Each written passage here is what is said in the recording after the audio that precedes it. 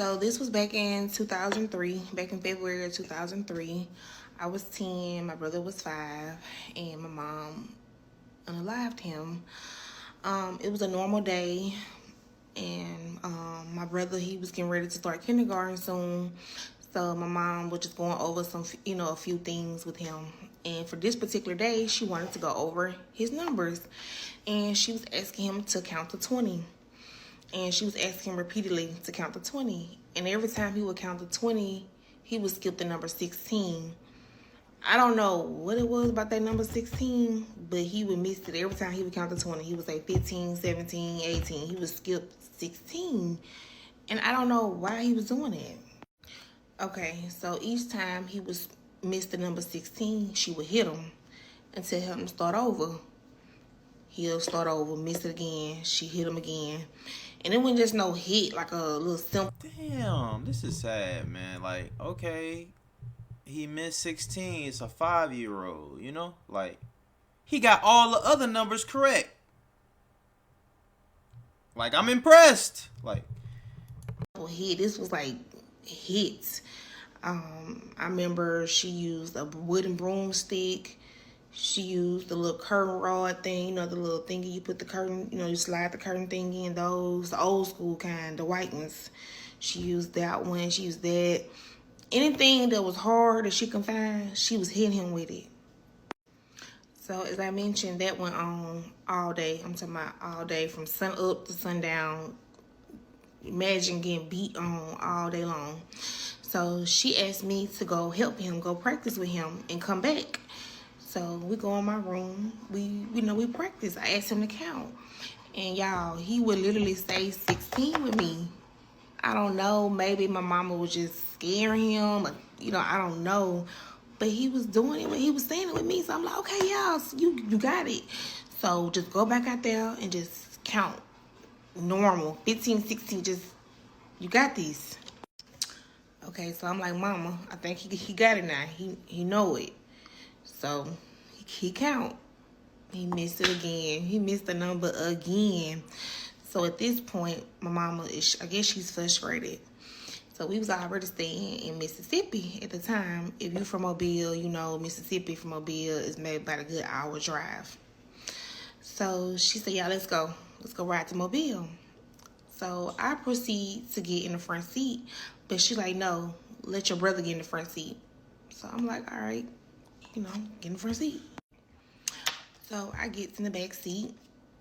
And the whole ride from Mississippi to Mobile, my mama is literally smashing my brother's head on the window. Like, angry, mad that he was missing that number 16. And I'm just like, this lady is crazy. Like, it ain't that serious, mama. But I'm a child, so I really can't say that. Okay, so we make it to Mobile. We make it to this house. Me and my brother sat in the car. We stayed in the car while she go in the house. We maybe sat in the car maybe about 10, 15 minutes. Now, mind you, I'm only 10 years old, so I don't know what she's doing in the house or why we're there. But later on, I did find out that there was a drug house that she was at. And I'm assuming she came back to Mobile to get her fix. But I didn't find that out till later on. But we're going to get to that point. Okay, so she get back in the car. We head back to Mississippi. So once we made it back to Mississippi, my brother gets out the car. Now, mind you, he been getting beat on all day. So he's a little disoriented when he get out the car. He's like falling over. He can barely walk because his head is swelled up so big from all the beating to the head. All the blows to the head. So I go to help him get up off the ground, but my mama like, no, leave him. He can do it. He can walk in the house, on his own. Okay, so we make it back into the house. She tell him to go lay down because, he's weak. He can't take no more. Like, it's nothing else she could do to him. He's had enough. So I'm guessing since she done got her little fix, she still amped up. Like, she still got energy. She tells me to go get my schoolwork. So I get my schoolwork. Mind you, Mississippi work is totally different from Mobile work. It was difficult to me. So all my work was wrong. So once she see that my work is wrong, she pursues to beat on me. She's beating on me with the broomstick. Now she's hitting on me. And I really believe to this day that my brother saved my life, because hadn't he had what he did when it happened, then my beating would have been on and on and on and on, just the way she did to my brother. But as she's beating on me, she hears my brother start coughing. So once he started coughing, she took her attention off me and, went to go see what's going on with him. But at this point, when she go down there, he's not responsive. He ain't responding back to her. So once he's not responding, she goes into full panic mode. She like, go get me a wet towel, go get me something to drink. No, too late now. Your ass going to jail. Go get me some juice, hurry.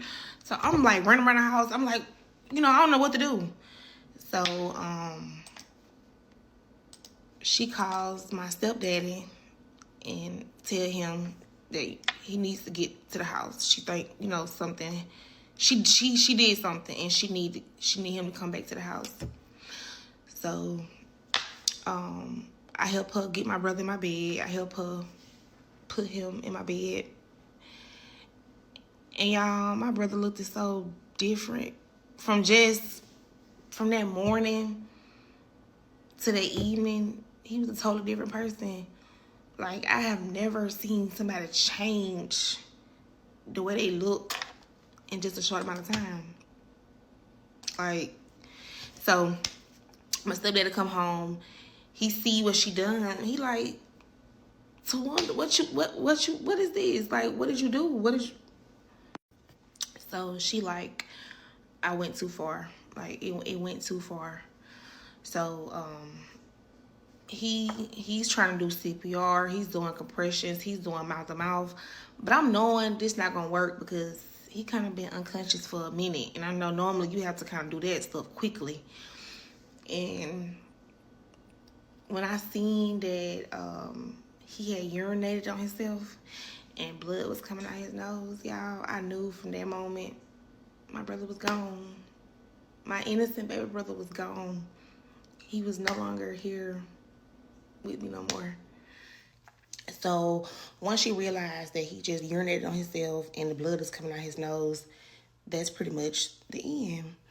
So now she's crying. She's screaming all over the house. She don't know what to do. She knows she about to go to jail. So at this point, she tells me to go in her room and go to bed. So I guess she don't want me to see, the next step and what she about to do. So I go to bed. And I wake up the next morning and I'm petrified. I'm scared. I'm scared to go in my room and look in my room because I know the night before that was the last place my brother was at. So I look in the room. I don't see him no more. I don't see him in my bed. So I'm like, wait, what did she do with him? Where is he? And to this day, y'all, I'm a real detective. Like, I'm going to find some stuff out. So as I'm walking through the house looking for the body, I see little carpet fringes on the floor. So when your carpet tail, the little pieces of the carpet be on the floor. So I see a lot of those on the floor. So I'm thinking like, okay, whatever she did with my brother, it's something to do with some carpet. So my mama calls me into the living room, and she basically trying to coach me on what I'm going to say when I go back to school. Because at this point, I've already missed 2 days of school. So I can't miss no more days of school. And she telling me, like, okay, you're going to go to school. You're going to say this. You're going to say that. In my mind, I'm like, you thinking this whole little story you collaborate about the work? So after she get done coaching me on what I'm going to take to the school, because more than likely the police are going to come to the school because she's planning on reporting him missing. That was her story. Her story was he was missing. He ran away. That was a story that we both were going to stick to. And she was coaching me throughout the day on when the last time I seen him so I could tell the school. So later on that night, I heard her on the phone with somebody. So, as a child, I'm listening on the side of the wall, eavesdropping. And that's when I realized that she and my stepdad, they got rid of the body on their own. They disposed the body.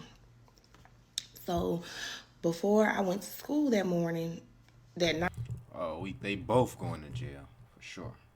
night, she actually rode by the crime scene. I'm assuming she wanted to see, like, did someone find the body before I go to school and tell them this story that he ran away. So we riding. We get on the interstate in Mississippi. We get on the interstate. She pulls over on the side of the interstate. I stay in the car. I didn't get out the car, and then I see her go. When you pull over the interstate, it's the bridge. On the side you look down into. So she looked down over the bridge. So at this point, I know now it's something to do with carpet and the bridge. So I'm like, okay. She wrapped them up in carpet and she threw them over the bridge. That's my thought process, and that's actually what she did, y'all. My mama and my stepdaddy rolled my brother up into some carpet, put him in a trash bag, and threw him on the side of the bridge. Y'all, I'm gonna try to insert some clips, not clips, but like some pictures of the articles and stuff like that. I'm gonna try to do that on my part 3. So the next morning, it's time for me to go to school. So I go to school. Now, I don't know you remember in my part 1 when she started beating on me. So I had some bruises on my face, but my mama had covered up with makeup. But my teachers, they still ended up seeing my eye, my bruises through the makeup. So they ended up calling me to the office. I get called to the office, y'all. I get called to the office, and they say, your mom reported your brother missing, and we want to ask you some questions about it. And they want to ask me some questions. So I'm knowing this, this is coming, but I didn't know it was coming so soon. So I'm a child, I'm 10. So I'm literally trying to remember what my mama was practicing with me, the story. And y'all, I kid y'all not, I stuck to that story as long as I could. That the last time I seen him is that morning when I went to school, when he was in the room. I stuck to that story. I went over it. I was telling them that over and over and over. But I'm guessing by the East Bend police officers, they have done this for so long. They know I'm lying. So they started trying to threaten me, saying that if I don't tell the truth, they're going to have me arrested. They're going to put me, they're going to take me to jail. So I'm like, That's what the what? police, that's what they do. But I don't care. I'm sticking to my story. He ran away. He missing. I don't know where he at. I don't know. So the officer said, give me a moment. And he stepped out the room. When he stepped out the room, he came back with my auntie, my family member, my mama's sister. She came from Mobile to my school, and they gave us a moment to talk to they gave us some one-on-one time, just me and my auntie.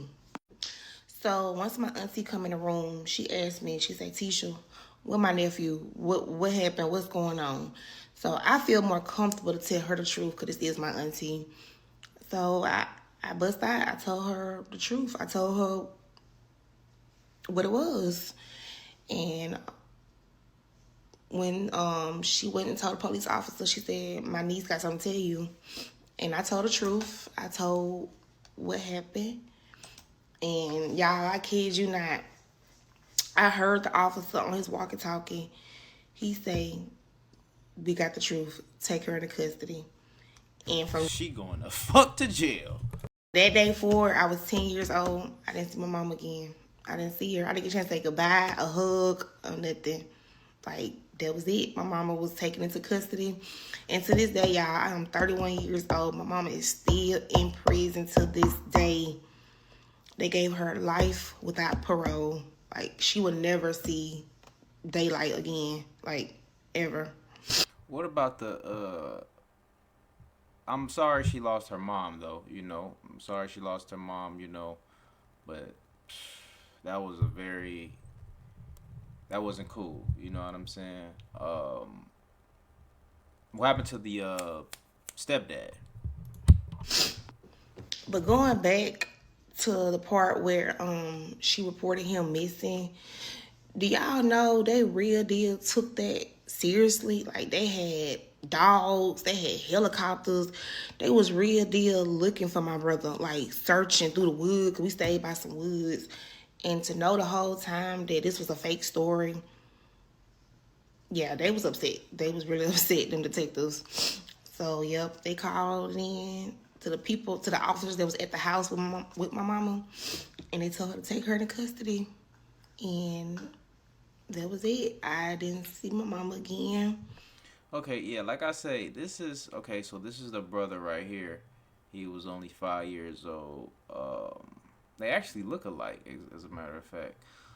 You know, this is a sad situation because you know you got a young lady who has just lost her mom, but her mom done did something just. You know, this is a 5-year-old we're talking about who was missing the number 16. Some grown motherfuckers can't even count to fucking 20. You know? So, like, so sad situation, y'all. Very sad. So after I told the police what happened, I wonder if I know her mom has not been out of jail. She says she ain't seen her mom, but I wonder if she forgives her mom, you know? told them the truth. They then took my mom into custody. Once they took her into custody, I didn't see her until I was 13 years old. So I didn't see my mom for 3 years after I told them the truth. They took her into custody. Then they went to my stepdad's job and they took him into custody. No, he was not my brother's dad. He was just a boyfriend, my mom's boyfriend. So once he gets taken into custody, he was offered a bond. He was able to get a bond. And he made his bond. My mama did not get a bond. They never granted her a bond. She had to sit. She had to sit in there. I'm assuming because of the stint, you know, what she did. He was just an accessory to the crime, so he did get a bond. But he never got a chance to make it to the trial because he was found dead. I mean, he was found unalived. I hope TikTok don't take my video down. But he was found unalived. We don't know to this day whether he unalived himself or someone unalived him. But he was found unalived at his job. And the way they found him, y'all, was so disturbing. They found him in some water. They don't know whether he threw himself in the water or somebody pushed him in the water. But he was a skeleton. When they found that man's body in the water, he had deteriorated. His body had deteriorated so bad. All he had left on his body was an ear. Like, and I'm still curious to know, like, did you just feel bad and just fell in the water, or did somebody push him in the water? Like, that's still a puzzle in my brain. They never figured it out. So once they took my mom into custody, they left me nowhere to go because I could not go with my mama's side of the family. I had to go into the system. I had to go into foster care. Y'all, so when I went into foster care, they tried to contact my biological father to let them know what was going on. Now, mind you, and to give y'all a backstory about my dad, y'all, it was very different for me because I didn't grow up with my dad. I only was raised by my mama, so I didn't really have a good relationship with my dad.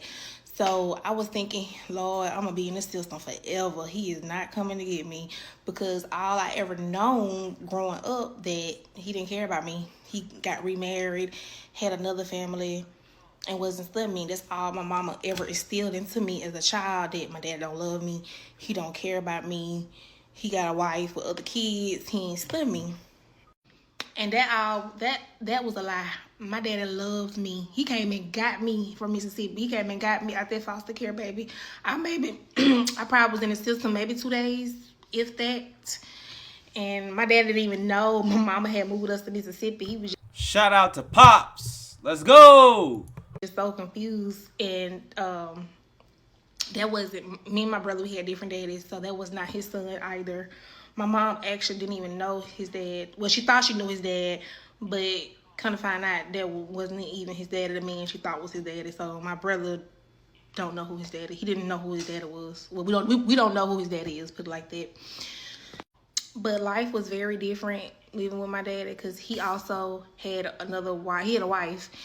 which was different because I'm like, this is not my mama. I'm not gonna respect her. I'm not gonna listen to her. Like, so I had a rough childhood. Like, it was very rough for me from getting taken out of one home, going into a whole another home with basically strangers for real because I didn't grow up with them. I wasn't always around them. So once I moved in with my dad, and it's just some stuff that stuck in my head. I remember my dad's exact words: "If you gonna live in my house, you gonna respect my wife." And I was just like, "Well, I'ma leave. I'ma go." And I left, but I only made it to the backyard. I ain't go nowhere because I'm 10 years old. What the heck I'm gonna go? Like, what I'm gonna do? But me and her actually became best friends. Like, she wasn't that bad. Like, that's my girl. That's my mama. She raised me from 10 years old until now, 30 something years old. So basically, she the only mother I know. Okay, so going back into going to court, going to trial, I had to be 13 years old to go testify against my mom. So once I came into the courtroom, they had it blocked off where I couldn't even see her in the courtroom. Mind you, y'all, I haven't seen her since I was 10 years old. I'm 13 years old now at this point. And they had I was sitting in the in the little seat next to the judge desk or whatever, and they had a whole bunch of stuff like blocked where I couldn't even see her, but that was still my mom, and I still loved her. So I'm trying my best to like look over the stuff that they got, blocking her. I was leaning up a little bit so I could see her, but she was just like shaking her head, trying to scare me with her looks. I'm like, no, let me just sit back because she trying to convince me not to say nothing. But I had to tell the truth. They had already had my statement from when I was 10 when I first told it. And so if I would have got on that stand and lied, the math just wouldn't have been mathing. So yeah, so after my testimony, they ended up giving her life without parole. She actually requested the death penalty, like she wanted the death chair, but they denied that. They wanted her to suffer. So she actually got life without parole. She would never ever probably see outside of jail ever. She did have a couple appeals. I think you get 3. She did lose all 3 of them. So justice is just not on her side right now. It's just not looking good. So after court was over, they did allow me to briefly speak to her. So I was able to go back into the courtroom and speak to her and talk to her. I thought she was gonna be so mad at me, but I mean, if she was, she didn't show it that day. She didn't show her hatefulness towards me until later on down the line. But I will definitely get in that too as well in my next video. I also want to address some comments that I seen. People said that I should have called the police. Trust me, y'all, I deal with that. I dealt with that. I literally blame myself for years. I still sometimes blame myself. I feel like I could have done something. I should have went and got help. I should have called the police. I mean, she could have, but we talking about a 10-year-old. Motherfuckers be in them comments. They be tripping out sometimes. Like, I get it. Yeah, she could have, but at the same time, you 10 years old. Motherfuckers be making mistakes at fucking grown ass motherfuckers. Still making mistakes 20 something. You know what I'm saying? Like, I should have did anything, but I did not know, y'all. I did not know that that day was gonna be my brother's last day. I did not know that beating was gonna last all day and he was gonna die from it. Like, I'll tell y'all the real cause of his death with the autopsy ruled out on my next video as well too. But y'all, don't go so hard on me, y'all. Trust me, I felt like I could have done something too. I felt like it was my fault. Like, my brother was screaming, "Tisha, help me, help me, help me." And I look back like, dang, I didn't help my brother. I didn't help him. Yeah, I didn't. yeah, don't go too hard on her, y'all. You feel me? She was 10 years old, At least that's how I feel. I'm interested in hearing, does she forgive her mom? She said the mom did some hateful stuff down the line, but I'm just curious if she forgave her mom, and you know I didn't. She didn't mention that she went to see her. So I'm pretty sure. I'm guessing she has not seen her at all. But I was interested in hearing that. Does she actually forgive her mom for something that happened so long ago, and is her mom apologetic? You know what I'm saying? From what happened after from what she did after all these years. But I appreciate y'all tuning in and rock with me, man. Make sure y'all follow both Storytime channels. We Still Hustle Daily and We Still Hustle Daily too, man. I love y'all. Appreciate y'all. And y'all let me know what y'all think in the comments below. All right. Peace.